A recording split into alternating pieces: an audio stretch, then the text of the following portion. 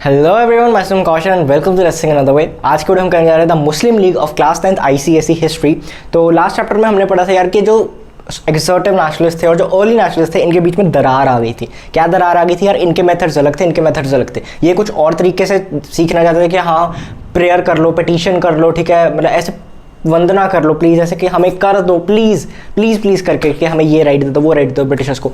And जो दूसरे थे दे वांटेड कि हम यार एग्रेसिवली लेंगे, हमारी ज़मीन है, हमारा देश है, हमारा पैसा लूट के लेके जा रहे हैं, तो हम इनसे क्यों प्यार से बात करें, ठीक है, गलती इनकी है, ये गलत है, तो हम क्यों इनसे इतनी प्रेयर पिटीशन वगैरह कर रहे हैं। सो जब ये सब हो रहा था तो बीच में दरार आई, सूरत स्प्लिट हुआ and everything that went in the last chapter, ठीक है। उसके साथ ही साथ एक और चीज़ हो रही थी। ये तो था कि कांग्रेस के बीच में दो पक्ष, ठीक है, एक और चीज़ आ रही थी। मुस्लिम्स जो थे, ठीक है, सभी नहीं बट जो एजुकेटेड मुस्लिम्स थे, उनमें से जो हेड थे, ठीक है, जो पॉपुलर थे, जिनके पास पावर थी, तो वो लोग एक अलग पार्टी बना रहे थे, एक अलग चीज़ की तरफ जा रहे थे, उनकी चीज़ें बदल रही थी। वो कैसे हो रही थी वो हम फैक्टर्स वगैरह में सब पढ़ेंगे, बट इस चैप्टर में हम पढ़ेंगे द मुस्लिम लीग के बारे में। So let's start. अगर मैं अब एग्जाम पॉइंट ऑफ व्यू से बताऊं तो इस चैप्टर में एज सच बहुत कुछ इंपॉर्टेंट नहीं है। मोस्टली क्या होता है, एक क्वेश्चन आता है, ठीक है, 4 नंबर का, ठीक है, 3 या 4 नंबर का एक आएगा, जिसमें तुम्हें कोई या तो ये पूछ लेंगे या ये, देखो इनमें से कुछ भी हो सकता है, ये भी हो सकता है, और 1-2 1 मार्कर्स आते हैं। 1 मार्कर मोस्टली इसमें से आते हैं। तो हम सब कुछ पढ़ेंगे, ठीक है, ऐसा सिर्फ मार्क्स के लिए नहीं पढ़ते, हम नॉलेज के लिए पढ़ते हैं। तो पहले मैंने बता दिया, ठीक है, सब कुछ कि क्या क्या होने वाला, क्या नहीं होने वाला इस चैप्टर में। स्टार्ट करते हैं। क्या क्या फैक्टर्स थे जिसकी वजह से मुस्लिम लीग की स्थापना हुई, ठीक है, कैसे कैसे चीज़ें आगे बढ़ी। सबसे पहले हम पढ़ेंगे loss of sovereignty by Mughal rulers. अब इसका मतलब क्या? सोवेरेनिटी मतलब इज्जत, सोवेरेनिटी मतलब के पावर, सोवेरेनिटी मतलब के रिस्पेक्ट, ठीक है। तो उसका कैसे वो लॉस हुई, पावर उनके हाथ से कैसे गई। देखो हमें पता है कि ब्रिटिशर्स से आने से पहले जो मुस्लिम एम्पायर थी बेसिकली वो चल रही थी, या फिर हम मुस्लिम नहीं, हम जैसे बोलेंगे पहले बाबर आए, उसके बाद मतलब you know his generations and all, मुझे अब एग्जैक्ट क्रोनोलॉजी नहीं है, but Jahangir, Shahjahan, everything that went, ठीक है। तो उसमें क्या हुआ कि औरंगज़ेब के टाइम पे धीरे धीरे ईस्ट इंडिया कंपनी आने लगी वगैरह सब हुआ था, वो तो पहले चैप्टर की बात है। लेकिन इसमें क्या हुआ, अब ब्रिटिशर्स जब पूरे तरीके से आ गए, ठीक है, तो उनकी सोवेरेनिटी छीन ली गई। जैसे हमने फर्स्ट चैप्टर में पढ़ा, ठीक है, तो फर्स्ट चैप्टर में क्या हुआ कि बहादुर शाह जफर से जो था कि कहा कि आप यहाँ से शिफ्ट हो जाओ, अब यहाँ पे नहीं रह सकते, आपके जो बच्चे होंगे वो अपने नाम के साथ कोई प्रीफिक्स नहीं लगा सकते, ठीक है, एम्परर या फिर मतलब जहांगीर या मतलब ऐसा कोई प्रीफिक्स जिससे वो राजा जैसे समझे वो नहीं लगा सकते, और पेंशन्स वगैरह नहीं मिलेंगी, काफ़ी दिक्कतें, और कॉइन्स में से उनकी शक्लें हटा दी, वो सब काफ़ी चीज़ें हुई। तो loss of sovereignty by Mughal rulers, ठीक है, ये मासेस को अफेक्ट किया। तो इससे काफ़ी ऐसा हुआ कि यार गलत चीज़ हो रही है। उसके बाद क्या, British policy of divide and rule. अब देखो हिंदूज़ एंड मुस्लिम्स एक चीज़ थी, पर हिंदूज़ एंड मुस्लिम्स को लड़ाया किसने, लड़ाने कौन लग गए, ठीक है, आगे ब्रिटिशर्स। अब क्या हुआ, ब्रिटिशर्स आ गए। अब ये सब चीज़ें हम सबको पता है, ठीक है, लास्ट चैप्टर से रिलेटेड ही है। तो British policy of divide and rule यही था कि डिवाइड करो और रूल करो, डिवाइड करो और रूल करो, डिवाइड करो और रूल करो।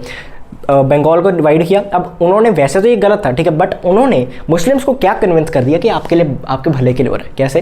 क्योंकि जो ईस्ट वाली साइड का बंगाल था उसमें मुस्लिम्स की मेजॉरिटी थी, तो एक तो उनके लिए फ़ायदा हो गया ना, मेजॉरिटी स्टेट हो गई उनके लिए, तो वो भी मान गए। तो इसलिए एक वो हो गया British policy of divide and rule, तो उन्हें लगा कि उनके लिए कुछ कर रहे हैं Britishers. Third is less education, trade and industry. भैया मतलब वैसे तो पूरे इंडिया में देखो गरीबी थी, अनएम्प्लॉयमेंट थी वगैरह, काफ़ी दिक्कतें थी, लेकिन उसमें भी अगर हम कंपेयर करें परसेंटेजेस को ऑफ हिंदूज़ एंड मुस्लिम या फिर अदर कम्युनिटीज़, तो सबसे ज़्यादा जो मतलब उस टाइम पे जो ज़्यादा मतलब एजुकेशन रिसीव नहीं कर पाए, जो थोड़े बैकवर्ड रह गए in terms of education, in terms of business, trade, या वो मुस्लिम्स थे, ठीक है। तो लेस एजुकेशन, ट्रेड और इंडस्ट्रीज़ की वजह से क्या हुआ कि उन्हें लगा कि हम पीछे छूट रहे हैं, ठीक है। अब ऑब्वियसली उस टाइम पे तो किसी के पास भी जॉब नहीं थी, ठीक है, बहुत ही कम रेयरली जॉब मिलती थी उस टाइम पे। ब्रिटिशर्स तो अपना फ़ायदा देख रहे थे, तो लेकिन ऐसा उनको लगने लग गया कि यार हमारे लिए गलत हो रहा है, हमारे यहाँ गलत हो रहा है। कोई कोटा निकलता था तो उस टाइम पे परसेंटेजेस निकलता था ना पॉपुलेशन के हिसाब से, मुस्लिम पॉपुलेशन कम थी तो उन्हें कम सीट्स मिलेंगी, तो ऑब्वियसली वो सब चीज़ें होती थी। वैसे तो तब नहीं मिलती थी सीट्स वगैरह, बट तो क्या होने लग गया कि लेस एजुकेशन मिली उन्हें, ठीक है, उन्हें ऐसा लगने लगा कि हम इन सब चीज़ों में पीछे हैं, तो उन्हें उनकी इकोनॉमिक स्थिति काफ़ी पीछे आने लगी। ये भी एक फैक्टर था जिसकी वजह से मुस्लिम लीग की स्थापना हुई। उसके बाद rise of assertive nationalism. Assertive nationalism हमें पता है कि जो हमने लास्ट चैप्टर में पढ़ा, ठीक है, बाल गंगाधर तिलक, बाल पाल था, जो ट्रायो था, ठीक है, तो उन्होंने क्या किया, उन्होंने, आप देखोगे कि तिलक जी ने ऐसे पुराने जो इंडियन फेस्टिवल्स थे उन्हें रिवाइव करना शुरू कर दिया।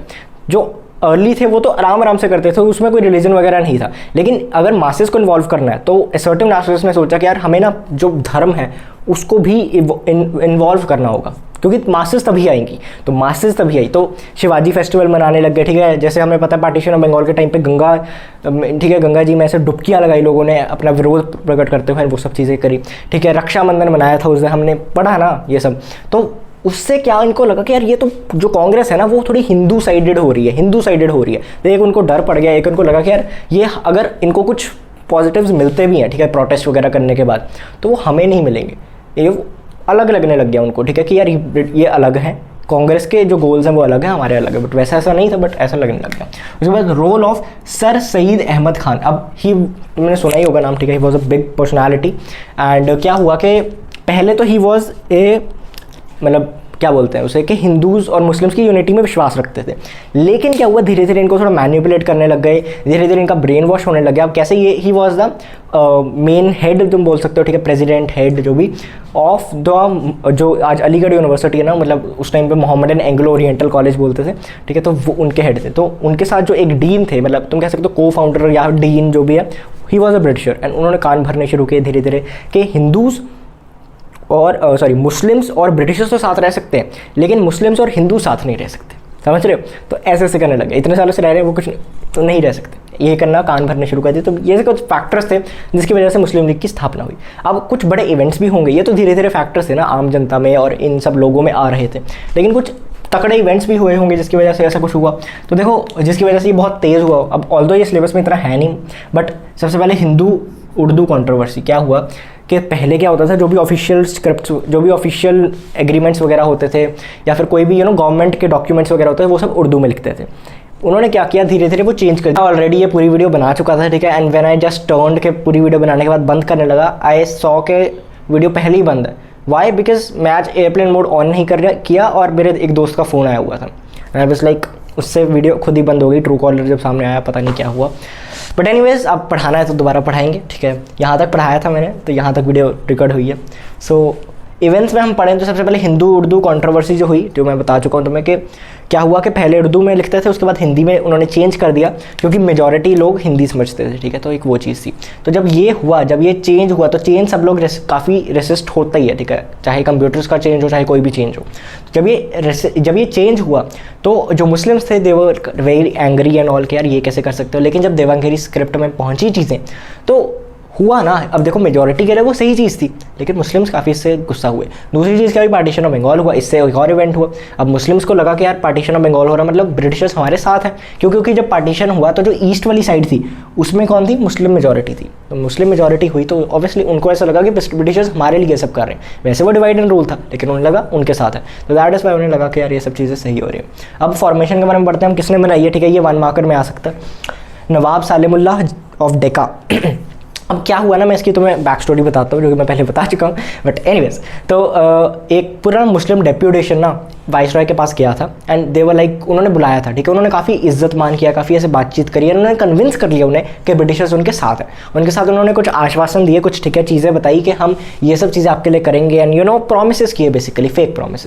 अब जब वो प्रोमिस किए तो उनको लगा कि यार हाँ ये तो हमारे साथ है, अगर हम कांग्रेस के साथ रहेंगे तो हमें ये सब चीज़ें नहीं मिलेंगी, तो हमें अलग एक पार्टी बनानी पड़ेगी। उसमें ये भी था, ठीक है, तो अलग बनाओगे तो आपके राइट्स पूरे बचेंगे। तो जब अलग बनाई तो किसने बनाई, नवाब सालिमुल्लाह ऑफ डेक्का ने, ये मतलब पहले प्रेसिडेंट रहे और इन्होंने पूरी बनाई। अब दिसंबर 1906 में ये बनी, ये याद रखने वाली बात है। कहाँ पे, मोहम्मदन एजुकेशनल कॉन्फ्रेंस। अब ये एक कॉन्फ्रेंस होती थी मुस्लिम्स की, जिसमें वो काफ़ी चीज़ें डिस्कस करते थे, मतलब पॉलिटिकल नहीं बट जनरली मुस्लिम्स के राइट्स वगैरह, पॉलिटिकल बातें नहीं करते थे बट जनरली ऐसे करते थे। तो उसमें एक बार बात हुई कि यार हम ऐसा मुस्लिम लीग बनाते वगैरह, नवाब सालिमुल्लाह ने स्टार्ट करी एंड मेजॉरिटी उन्हें मिली तो एक पार्टी बन गई, ठीक है। उसके बाद क्या हुआ, कुछ देर बाद, कुछ सालों बाद परमानेंट प्रेसिडेंटशिप स्टार्ट किसने किया, नवाब सालिमुल्लाह ऑफ डेक्का। परमानेंट प्रेसिडेंटशिप चली गई आगा खान के पास, आगा खान परमानेंट प्रेसिडेंट। और उसके बाद 1910 में क्या हुआ, अलीगढ़ से, ठीक है, जो तुम्हारा हेडक्वार्टर्स तुम कह सकते हो मुस्लिम लीग के, जो मेन ऑफिस था वो शिफ्ट हो गया फ्रॉम अलीगढ़ टू लखनऊ 1910 में, ठीक है। अब हमने यहाँ तक पढ़ लिया। अब एम्स क्या है, एम्स याद करने की जरूरत है नहीं, ठीक है। बेसिकली 3 है, एक है मुस्लिम्स और हिंदूज जो है, जो मुस्लिम्स हैं वो है कि हम बाकी किसी पार्टी के प्रति, बाकी किसी कम्युनिटी के प्रति हॉस्टाइल ना रहे, ठीक है, हमें ज़्यादा किसी से ऐसे कोई ज़्यादा टेंशन वगैरह ना हो, मतलब किसी से लड़ाई झगड़ा ना हो, ठीक है, एक ये पॉइंट। उसके बाद हम ब्रिटिशर्स के साथ हैं, और जो भी मुस्लिम्स को लगता है कि वो हमारे अगेंस्ट है, उनको ये चीज़ हम समझाएं कि ब्रिटिशर्स हमारे साथ हैं। एक, हम अपने पॉलिटिकल राइट्स का बचा के रखें, प्रोटेक्ट करें, और ब्रिटिशर्स तक अपने जितने भी ये राइट्स हैं और मतलब हमें जो ज़रूरतें हैं वो हम उन तक पहुँचाएँ माइल्ड लैंग्वेज में। बेसिकली यही लिखा है, promote support British government and remote misconceptions between them, protect political rights and interest for Muslims plus representation mild language, prevent the rise of hostility between them and the other communities. ठीक है, यही 3 चीज़ें तुम अपनी भाषा में लिख सकते हो, बट लगना चाहिए कि तुमने उनकी भाषा में लिखा है। टू प्रमोट, प्रोटेक्ट पॉलिटिकल, ऐसे शब्द लिखो, प्रिवेंट द, ठीक है, बस ये करना। उसके बाद हम ड्रॉबैक्स बाद में पढ़ते हैं। हम क्या पढ़ेंगे, हम कुछ सर्कमस्टांसेस पढ़ेंगे। सर्कमस्टांसेस क्या है यार, कुछ ज़्यादा नहीं, ऑल्दो सिलेबस के अकॉर्डिंग इतने इंपॉर्टेंट नहीं है। ठीक है, 3 चीज़ें हैं, मैं तुम्हें बता देता हूँ। इंटरनेशनल इवेंट्स, नेशनल इवेंट्स और कांग्रेस के बीच में। इंटरनेशनल इवेंट्स में क्या हुआ यार, इस टाइम पे देखो 1916 पे पहुँच गए हम। यहाँ तक क्या हुआ, हम बात कर रहे थे कि मुस्लिम लीग बनी कैसे, क्या क्या एम्स थे। अब हम बात करेंगे लखनऊ पैक्ट तक बात पहुंची कैसे। अगर मुस्लिम्स हिंदू से अगेंस्ट इतना पहुंच ही गए थे, ब्रिटिशर्स के साथ जुड़ ही गए थे, तो वो अब इकट्ठे क्यों आए। ठीक है, लखनऊ पैक्ट में क्यों, सर्कमस्टांसेस। सबसे पहले क्या हुआ, इंटरनेशनल इवेंट्स। यहाँ पे ब्रिटिशर्स ने बोला कि हम आपके साथ हैं, हम आपके साथ हैं मुस्लिम्स को। लेकिन क्या हुआ कि जब वर्ल्ड वॉर शुरू हुआ 1914 में, तो लड़ाई हो गई बल्कन स्टेट्स और टर्की में। ठीक है, तो जो बल्कन स्टेट्स थी उनके साथ आ गई ब्रिटिश, टर्की के अगेंस्ट आ गई बेसिकली। तो जब टर्की के अगेंस्ट आई, ठीक है, तो क्या हुआ यहाँ पे तुम देखना मैजिकल। टर्की का जो सुल्तान था, उन्हें कैलिफ बोला जाता था मुस्लिम्स का, तो काफ़ी हेड माना जाता था मुस्लिम्स को उस टाइम पे, पूरे सिर्फ इंडिया के नहीं, काफ़ी वर्ल्ड के। तो जो वो हेड थे, अब टर्की हार गई ऑब्वियसली, वो हेड को डीथ्रोन कर दिया, सुल्तान को डीथ्रोन कर दिया गया, मतलब गद्दी से उतार दिया। जब गद्दी से उतारा तो मुस्लिम्स हर्ट हो गए कि हमारे जो पूरे कैलिफ है, हमारे जो इतने हेड हैं, उनसे आप ऐसे बदतमीजी कैसे कर सकते हो, ये सब कैसे कर सकते हो। तो जब ये सब हुआ तो ये काफ़ी रिसेंट करने लगे, आप तो कह रहे थे मुस्लिम्स के साथ हो, आप ये आपने क्या कर दिया। ठीक है, तो एक उनको ये सच्चाई दिखी। दूसरा क्या हुआ, नेशनल इवेंट्स। बाल गंगाधर तिलक जी जेल से रिलीज़ हुए, उसके बाद जो अली ब्रदर्स से रिलीज़ हुए, इन्होंने क्या किया, पूरा ऐसे बातचीत शुरू करने लगे, उन्होंने काफ़ी ऐसे प्रोटेस्ट वगैरह करने लग गए, जो अभी पहले तो जो इंटरनेशनल इवेंट्स हुए। दूसरा, अब बाल गंगाधर तिलक ना, ही was a great communicator and वो, तो उन्होंने क्या किया, लोगों को जोड़ना शुरू कर दिया। ठीक है, तो उनको काफ़ी रिस्पेक्ट करते थे, ठीक है, मुस्लिम लीग वाले भी। तो क्या हुआ, फैक्शंस ऑफ कांग्रेस उन्होंने साथ, तो तिलक जी ने क्या है, दोनों कांग्रेस को साथ में ले आए, दोनों कांग्रेस साथ में ले आए, असर्टिव और अर्ली, ये दोनों साथ में आ गई। उसके बाद क्या हुआ कि फैक्शंस ऑफ कांग्रेस के साथ मुस्लिम्स भी आ गए, तो ये तीनों साथ में जुड़ गई। तो ये हुआ कुछ सर्कमस्टांसेस जो कि लखनऊ पैक्ट तक पहुंचे। टर्म्स ऑफ द पैक्ट, 1916 में ये पैक्ट हुआ।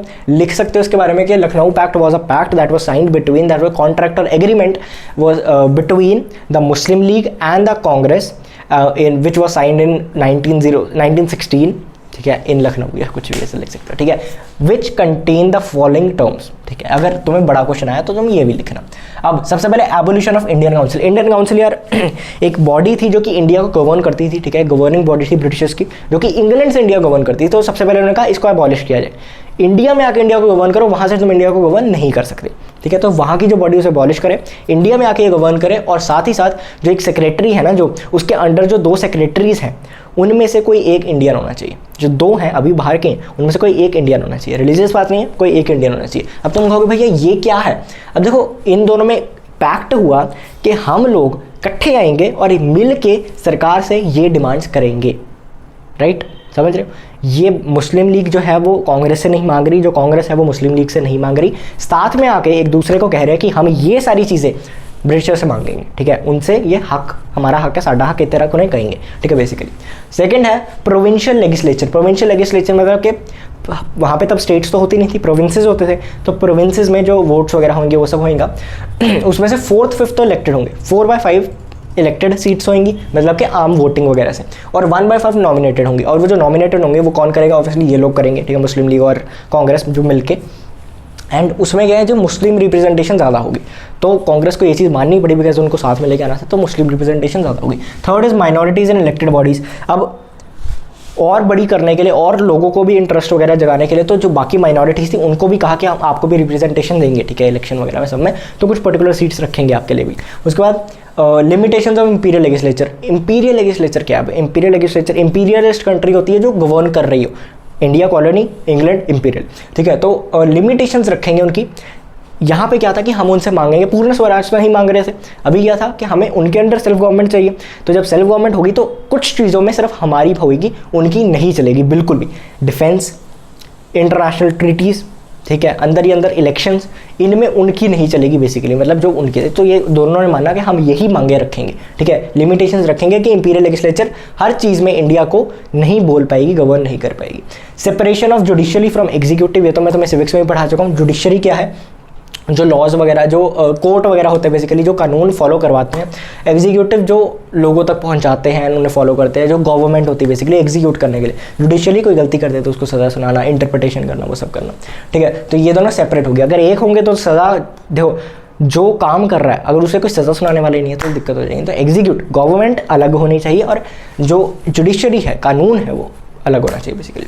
रिलीजियस इंटरेस्ट, अगर कोई ऐसा लॉ है, ऐसा कोई कानून है जो कि एक बनाएंगे, ठीक है, फ्री इंडिया में बेसिकली, जो सेल्फ गवर्नमेंट बेसिकली टाइप होगा, तो उसमें अगर कोई ऐसा कानून बनाया जाएगा तो 3/5 जो है, अगर मतलब कोई ऐसा रिलीजियस अगर कोई कानून वगैरह हुआ तो जिस कम्युनिटी पे वो इम्पैक्ट कर रहा है उस कम्युनिटी की आम जनता से पूछा जाएगा। अगर 3/5 लोगों ने उसका अपोज किया तो वो चीज़ नहीं लागू नहीं होगी बेसिकली। तो ये भी एक कांग्रेस को माननी पड़ी ये चीज़, बिकॉज वो चाहते थे कि मुस्लिम लीग साथ में आ जाए basically. These were the thing.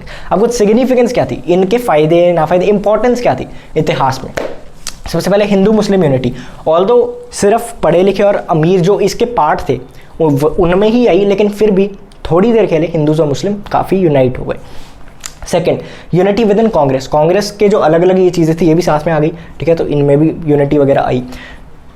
Pressure on government पे, अब देखो अभी तक तो ये टाइम पास कर रहे थे, डिवाइड एंड रूल खेल रहे थे, इसको इससे लड़ा दो, इसको इससे लड़ा दो, बिग बॉस चल रहा था। अब क्या हुआ, तीनों साथ में आ गई, तीनों साथ में आ गई तो गवर्नमेंट पे प्रेशर आ गया। गवर्नमेंट पे प्रेशर आ गया तो उनको अब लगा कि यार अब तो करना ही पड़ेगा, इंडियंस को कुछ ना कुछ देना पड़ेगा, इंडियंस को कुछ ना कुछ सांत्वना देनी पड़ेगी, कुछ प्रोमिस करने पड़ेंगे। क्यों, वर्ल्ड वॉर चल रहा था। अब वर्ल्ड वॉर जब चल रहा था तो उनको बंदे चाहिए थे लड़ाने के लिए, इंडियन सोल्जर्स। इंडिया की लड़ाई नहीं है लेकिन इंडियन सोल्जर्स आते थे उस टाइम पे। तो अगर इंडियन सोल्जर्स को हमने लेके जाना है, मनाना है, तो हमें क्या चाहिए, हमें इनको कुछ ना कुछ तो सांत्वना देनी पड़ेगी। तो 1917 में उन्होंने कहा कि हाँ हम आपके लिए ये सब चीज़ें लेके आ रहे हैं वगैरह, मतलब उन्होंने कुछ ऐसे वादे वुदे किए बेसिकली। ड्रॉबैक्स के बारे में बढ़ते हैं।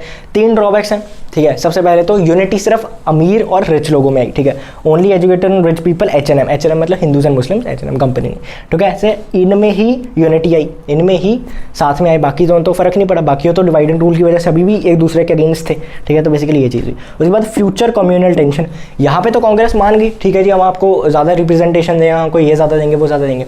ज़्यादा रिप्रेजेंटेशन मतलब कि जितनी आपकी पॉपुलेशन है उसके अकॉर्डिंग, उसकी रेशो में जितनी सीट्स है उससे ज़्यादा मिल रहे हैं बेसिकली, राइट।